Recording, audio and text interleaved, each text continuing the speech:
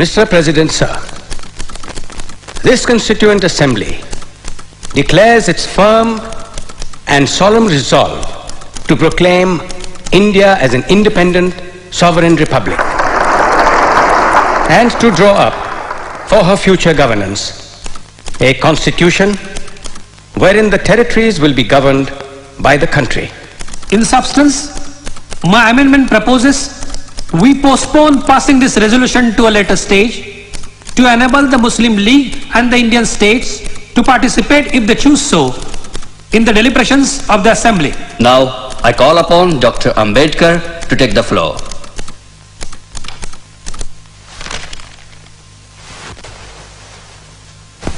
Mr. Chairman, I am indeed very grateful to you for having called me to speak on this resolution.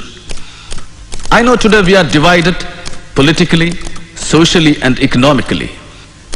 We are a group of warring camps, and I may even go to the extent of confessing that I am probably one of the leaders of such a camp. But sir, with all this, I am quite convinced that nothing in the world will prevent this country from becoming one. I have no hesitation in saying that, notwithstanding the agitation of the Muslim League for the partition of India, someday enough light will dawn upon them and they too will begin to think that a united India is better even for them.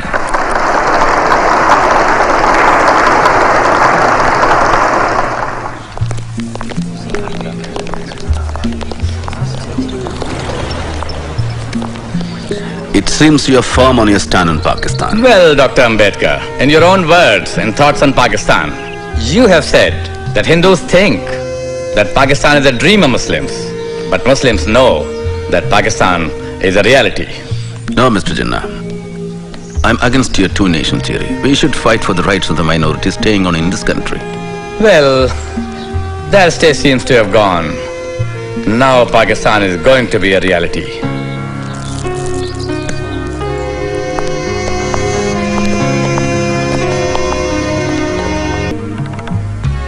Yes, history has put this responsibility on us.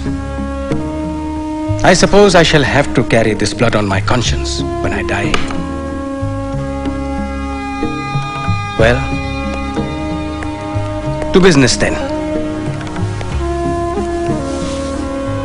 Do you know the reason why I requested you to come here? I would like you to be a part of the national government of Free India. Do you accept? It depends. What portfolio? Law? Will there be enough work? Plenty. Don't worry. A lot of new measures are to be legislated. Yes.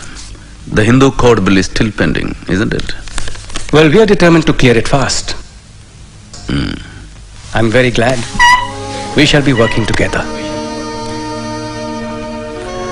Dear Bhaura, India is an independent country today. But will she maintain her independence? Will the many political parties with diverse and opposing political creeds place India above their own castes and creeds? We must be determined to defend our independence to the last drop of our blood. Mr. President, sir, I introduce the draft constitution settled by the drafting committee and move that it be taken into consideration.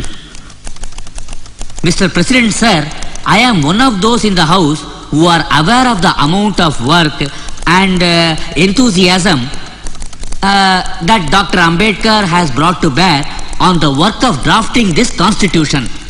The House is perhaps aware that of the 7 members nominated by you, one had resigned and was not replaced. One was away in America and his place was not filled up, and another person was engaged in his state affairs, and there was a void to that extent. 1 or 2 people were far away from Delhi, and perhaps reasons of health did not permit them to attend. So it happened ultimately that the burden of drafting this constitution fell on Dr. Ambedkar. And I have no doubt we are grateful to him.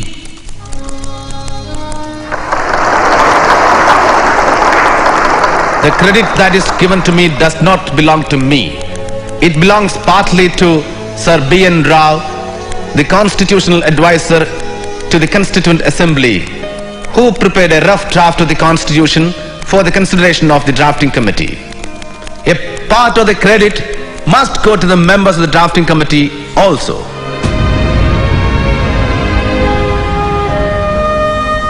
I shall not enter into the merits of the Constitution because I feel, however good a Constitution may be, it is sure to turn out bad because those who are called to work it happen to be a bad lot.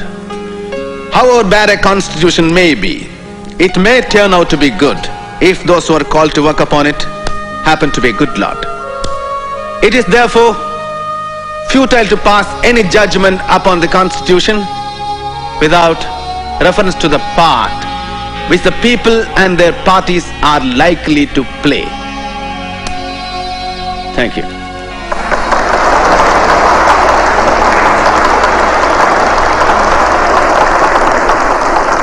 And sitting in this chair and watching the procedures from day to day, I have realized what no one else could have, with what rare zeal and devotion the members of the drafting committee and especially its chairman, Dr. Ambedkar, irrespective of his indifferent health, have worked. In spite of factual objections,